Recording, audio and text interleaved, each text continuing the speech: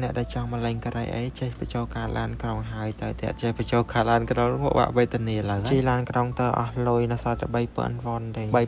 3550 នោះអូយបើជិះទេមួយកលៈទេដឹងអស់គេដេញចុះពីលើឡានក្រុងនៅកូរ៉េនេះម៉ានះដូចជាក្បាលកាចាស់ប៉ុនខ្ញុំហ្នឹងគឺគេយក 1500 អូយអ្នកអរគ្នាអើយខែក្តៅ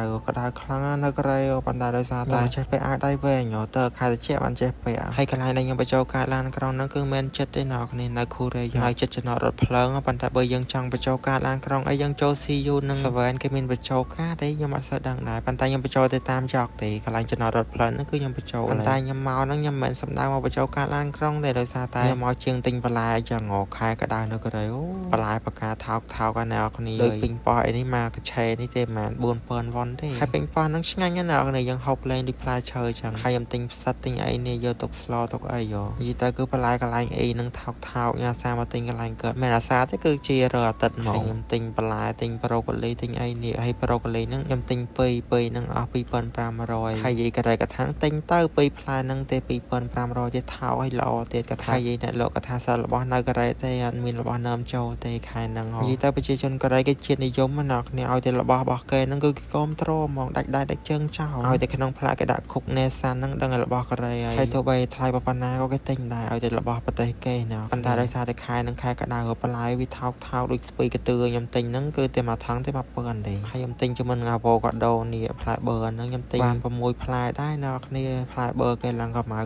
នេះ3ផ្លែ 5000 វ៉ុនទិញ6ផ្លែអស់ឡើង 10000 វ៉ុនហើយខ្ញុំទិញបានផ្លែឈើបានអីខ្ញុំមកកត់លុយទិញអូតេងសុកស្ងោស្ពៃណាគ្នាស្ងោស្ពៃជាមួយអូតេងឆ្ងាញ់ណាស់ដូចប្រហិតត្រីចឹងហើយថាទិញតិចតួចមិនតិចតួចឯណាគិតលុយអស់ឡើង 31000 វ៉ុនទិញហើយទុកផ្ញើបន្លែនៅកន្លែងយាយនឹងសិនខ្ញុំទៅបញ្ចូលការឡានក្រុងនិយាយទៅការឡានក្រុងកាលពីមុនខ្ញុំប្រើកាត credit card ជិះឡានក្រុងប៉ុន្តែដល់ពេលយើងដឹងថាមួយខែជិះអស់ប្រហែលអញ្ចឹងទៅខ្ញុំក៏បដូរមកបញ្ចូលការបញ្ចូលលុយខ្លួនឯងអញ្ចឹងស្រួលជាងពេលដែលអស់ប្រហែលអញ្ចឹងទៅយើងដឹងហើយខ្ញុំទៅមើលឃើញខ្លួនឯងតើខ្ញុំកាត់វីដេអូហ្នឹងអូយជិះចណ្ដាយយន្តអត់មាននៅឈរចណ្ដាយយន្តចុះទៅនេះដើរទៅហ្មងអូយអត់យល់ខ្លួនឯងណាហើយកន្លែងខ្ញុំបញ្ចូលកាតហ្នឹងនៅក្នុងស្ថានីយ៍រថភ្លើងគេនៅក្រោមដីខ្ញុំចុះមកក្រោមដីខ្ទង់បាក់50ម៉ែត្រចូលមកស្ថានីយ៍រថភ្លើងហើយខ្ញុំបញ្ចូលកាតឡានក្រុងខ្ញុំបញ្ចូល10000ហ្នឹងជិះបានខ្ទង់7 8ដងដែរណាគ្នាណាគេគិតតាមហ្នឹងទៅខ្ញុំជិះម្ដងអស់